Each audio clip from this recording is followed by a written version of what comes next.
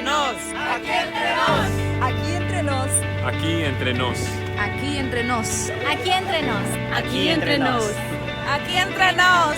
Aquí entre nos. Aquí entre nos. Aquí entre nos. Aquí entre nos. Aquí entre nos. Aquí entre nos. Aquí entre nos. Aquí entre nos. Y ahora estamos aquí entre nos con Julio César Labrador. ¿Qué tal, amigos? Bienvenidos a Aquí Entre Nos, un programa pensado en los maestros de escuela sabática. En este programa exploraremos la lección número 9 de la guía de estudio de la Biblia titulada El segundo viaje misionero. Si tú eres un maestro de escuela sabática en la parte norte de New Jersey o tienes algún cargo en la escuela sabática, te esperamos este próximo sábado, 1 de septiembre, en la escuela de Walwick a las 4 de la tarde. En segunda instancia, queremos reiterar lo que por varias semanas hemos estado hablando con respecto a nuestra campaña de otoño del 20 al 27 de octubre. Todo el norte de New Jersey se volcará en una excepcional campaña evangelística para atraer las almas a que escuchen la esperanza de ese mensaje maravilloso de que Cristo viene pronto. Ahora sí, agudicemos el catalejo para poder mirar en el horizonte de nuestra lección de esta semana. Cuando puedan, busquen en la página 108 de la edición de Maestros la sección El sábado enseñaré. Comencemos con los objetivos. Recuerda que el Departamento de Escuela Sabática de la Asociación General espera que todos los maestros alcancemos los siguientes objetivos con los miembros de nuestra clase. Objetivo saber, reconocer la interacción entre Dios y Pablo en su obra misionera. Es decir, Dios anima a Pablo y este a su vez contextualiza el Evangelio para que sea adecuadamente comprendido por quienes lo escuchan. Objetivo sentir, experimentar la emoción y la confianza de saber que Dios está presente cada vez que se comparte el Evangelio. Objetivo hacer, avanzar con confianza y sensibilidad en nuestro campo misionero local. Entremos de lleno en el ciclo del aprendizaje, que es el sistema mediante el cual nuestra iglesia enseña. Recordamos que este tiene 4 fases: motiva, explora, aplica y crea. Yo sé, mi querido maestro, que si estás acostumbrado al sistema de día por día, vas a tener que aplicar un poquito de esfuerzo consciente para poder vincularte con el ciclo del aprendizaje. Pero déjame decirte que al final tendrás esa satisfacción maravillosa del deber cumplido cuando, llegando a la sección del martes, no tienes que terminar a la carrera porque el tiempo se ha acabado, sino que por el contrario, podrás experimentar la alegría de dejar en la mente de tus alumnos un proceso de aprendizaje completo. Así que, mi apreciado maestro, esfuérzate y persevera hasta que podamos manejar a la perfección el proceso del ciclo del aprendizaje. Comencemos con la sección motiva. ¿Por qué es importante esta lección para mí, que nos sirve de plataforma de lanzamiento para introducir nuestra lección? La lección de esta semana tiene algunas diferencias con la de la semana pasada, puesto que aquella solamente se centraba en un capítulo y un acontecimiento, mientras que esta va a abarcar los capítulos 16 al 18 del libro de los Hechos y va a analizar varios acontecimientos narrados en diferentes ciudades a lo largo del viaje misionero de Pablo. Yo iniciaría el repaso diciendo algo como esto. Esta semana vimos cómo el Espíritu Santo le impidió a Pablo y a su equipo misionero predicar en lugares como Asia y Bitinia, mientras que a través de una visión lo impulsó a entrar en el campo de Macedonia. Sin embargo, a pesar de que los evangelistas estaban siguiendo las directrices y las instrucciones del Señor, experimentaron dificultades terribles que pasaron desde azotes, encarcelamiento, alborotos en su contra, burlas por parte de los que se consideraban los filósofos de la época y todo tipo de oposición. Pregúntale entonces a la clase por qué Dios no libró a los misioneros de todas estas penurias, a pesar de que estaban siguiendo su voluntad y siendo obedientes a sus instrucciones? Deja que tus miembros opinen al respecto, porque esto madurará el momento para entrar en la lección propiamente dicha. Y con esto pasaríamos a la sección Explora. ¿Qué necesito conocer de la palabra de Dios? Como les dije hace un instante, el material para esta semana es sumamente amplio porque nos muestra el viaje de Pablo y su equipo en diferentes lugares. Por ejemplo, Listra, ahí vimos la circuncisión de Timoteo. Filipos, la conversión del carcelero. Tesalónica y Berea, el paralelo entre los judíos de esas dos ciudades, siendo más nobles los bereanos porque antes de rechazar estuvieron dispuestos a escudriñar la palabra. Atenas, cómo Pablo contextualiza el mensaje para un público diferente. Y finalmente Corinto, las palabras de ánimo que le da Dios a Pablo. Debido a la amplitud del material, vamos a escoger de estas 5 cosas solamente 3. No tienes tú que elegir exactamente las 3 que yo te propongo, porque nadie mejor que tú como maestro para conocer las necesidades de tu clase.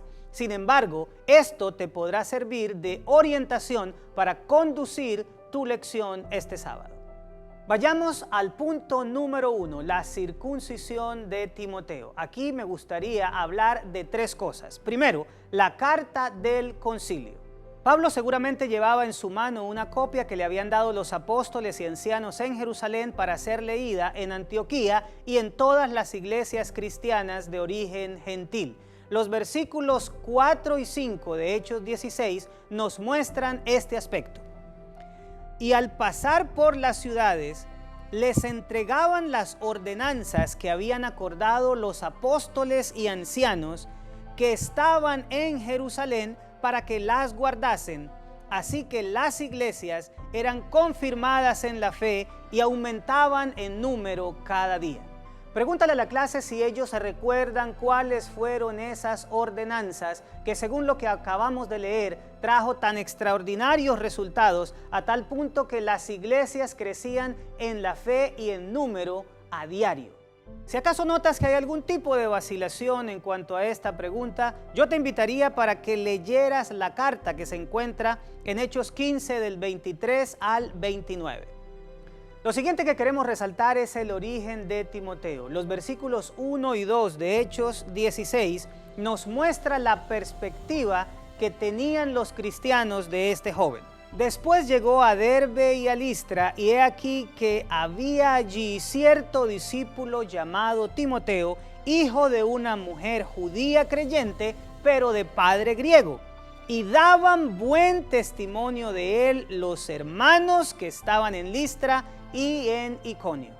Este par de versículos no solamente nos hablan del origen étnico de Timoteo, sino también de su testimonio cristiano. Pregúntale a la clase, ¿qué nos da a entender la Biblia sobre este joven? Permítele a los miembros de la clase hablar y al final cierra diciendo que es de mucha importancia, así como Pablo quiso apoyar a Timoteo, que nosotros en nuestras iglesias locales apoyemos a nuestros jóvenes, principalmente aquellos que están más entregados a la vida espiritual. Para finalizar esta primera sección, hablemos de Pablo circuncida a Timoteo. Resulta bastante paradójico que Pablo, que lleva un documento mediante el cual no se obliga a los cristianos gentiles a circuncidarse y que él mismo había luchado con esa convicción de que no es necesaria la circuncisión para ser cristiano, ahora Pablo circuncida a un jovencito del cual se da un extraordinario testimonio. Pídele a algún miembro de tu clase que lea el versículo 3. Quiso Pablo que Timoteo, fuese con él y tomándole, le circuncidó por causa de los judíos que había en aquellos lugares, porque todos sabían que su padre era griego. Ahora pregúntale a los miembros de la clase, ¿qué razones creen ustedes que tenía Pablo para circuncidar a Timoteo?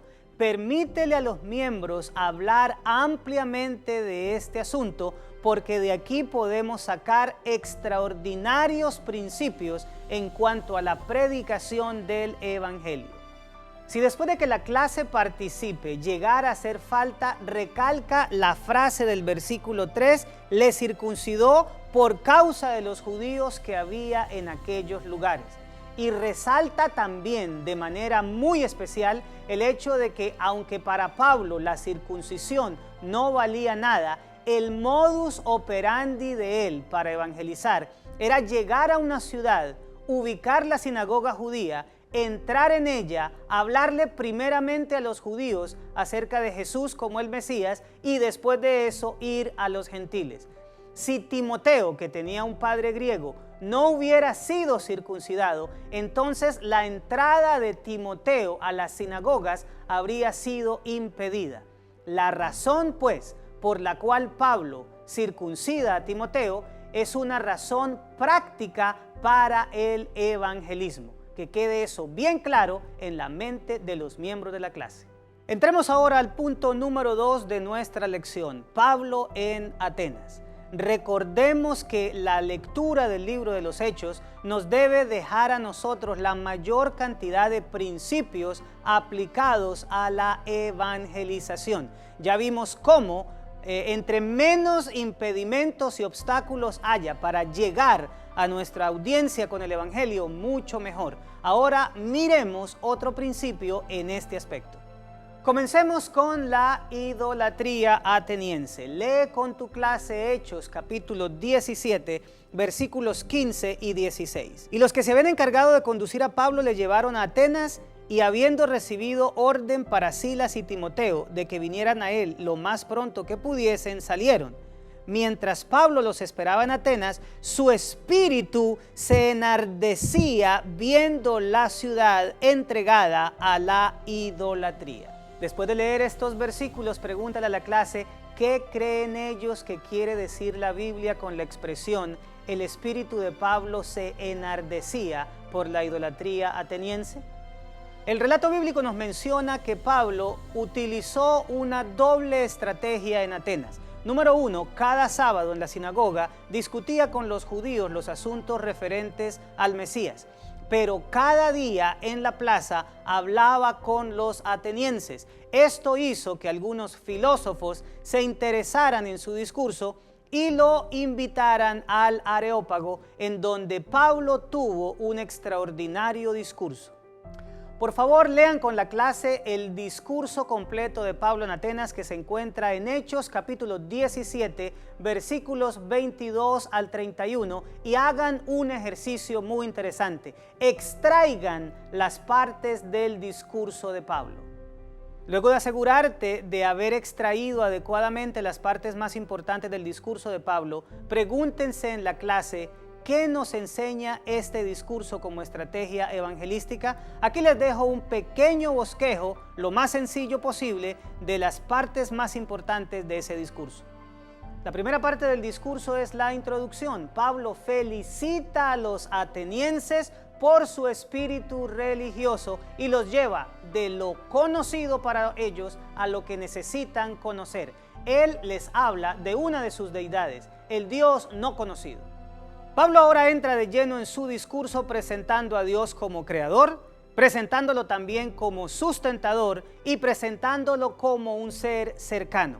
Aquí utiliza una ilustración y es una cita de los poetas griegos.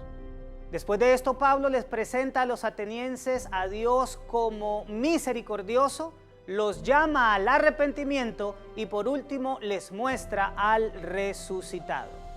Lastimosamente Pablo no pudo concluir su sermón ya que fue interrumpido. Sin embargo, esto nos muestra la manera como Pablo contextualizaba el mensaje del Evangelio a la audiencia a la cual pretendía alcanzar. Este concepto de la contextualización no es otra cosa que presentar el Evangelio de manera significativa a quienes lo escuchan.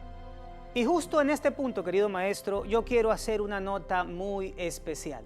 Nota que aunque el corazón de Pablo estaba enardecido por la idolatría, no empieza su discurso golpeando con palabras a los atenienses.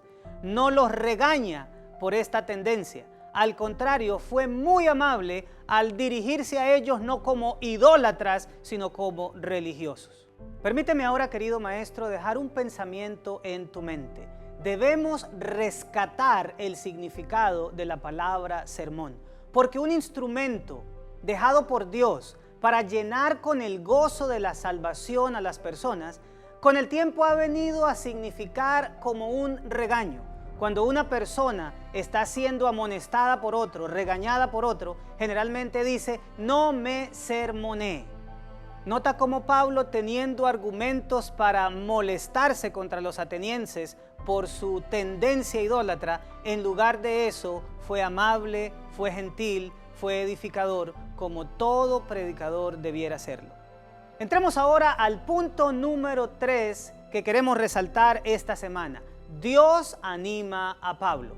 Noten cómo después de que Pablo sale de Atenas, llega a Corinto, donde muchas personas creen, pero la oposición judía todavía es bastante fuerte a tal punto de que incluso llegan a blasfemar del nombre de Jesús. Esto hace que Pablo deje de predicarle a los judíos y se centre en los gentiles y nos permite entrar ahora en la siguiente parte, que es la visión. Lee con la clase Hechos capítulo 18 versículos 9 y 10. Entonces el Señor dijo a Pablo en visión de noche: no temas, sino habla y no calles, porque yo estoy contigo, y ninguno pondrá sobre ti la mano para hacerte mal, porque yo tengo mucho pueblo en esta ciudad. Los versículos que acabamos de leer nos muestran dos cosas. En primera instancia, Dios está animando a Pablo a no callar, a seguir hablando. Y en segunda instancia le hace una promesa de que su presencia le protegerá de todo mal. Pregúntale a los miembros de la clase por qué Dios mismo tuvo que animar a Pablo. Al final de la participación de la clase cierra con la idea de que incluso los héroes de la fe necesitan en algún momento una palabra de aliento y la seguridad de que el sufrimiento no se prolongará durante tanto tiempo. Ahora vamos a la parte final, que es el resultado en Hechos 18:11. Y se detuvo allí 1 año y 6 meses enseñándoles la palabra de Dios. En esta ocasión Pablo se queda durante un periodo de tiempo relativamente largo, 1 año y medio en Corinto, en donde no solamente enseña la palabra de Dios, sino que también edifica la iglesia. Pregúntale a la clase por qué algunas iglesias necesitan más tiempo que otras para poder solidificarse. Entramos ahora en la sección Aplica. ¿Cómo puedo aplicar lo que he aprendido de la palabra de Dios? El objetivo de esta parte del ciclo del aprendizaje es promover la participación mediante preguntas abiertas. Aquí les dejo algunas. La primera es: ¿qué podemos aprender de Timoteo al permitir que lo circuncidaran con tal de quitar prejuicios, aunque sabía que esto no era importante para la salvación? La segunda pregunta tiene que ver con el hecho de que Pablo cita a un poeta pagano en su discurso. La pregunta es: ¿qué nos enseña esto con respecto a los métodos de evangelización? La pregunta final tiene que ver con la lectura de Hechos capítulo 17, versículos 32 al 34. ¿Qué nos enseñan las 3 respuestas de los atenienses al llamado del evangelio? Y después de que tu clase haya podido obtener un amplio espacio de participación, entramos en la sección Crea. ¿Qué puedo hacer con lo que he aprendido de la palabra de Dios? Es la tarea que le dejamos a los miembros para que realicen durante la semana. En esta ocasión, la tarea que les propongo es que le digan a los miembros de la clase que durante los días domingo a miércoles ellos se tomen un tiempo para pensar qué cosa les puede estar impidiendo a ellos participar más activamente en la obra evangelística, que lo pongan por escrito y que después del miércoles puedan encontrar un compañero de oración en el cual puedan pedir el uno por el otro para que ese obstáculo o ese impedimento pueda ser quitado por el Señor y la entrega al servicio misionero sea más amplia en cada uno de los miembros. Después de dejarle la tarea a tu clase, concluye. Puedes utilizar el resumen de la página 108 o diciendo algo así como que esta lección nos deja principios importantes sobre cómo compartir el Evangelio.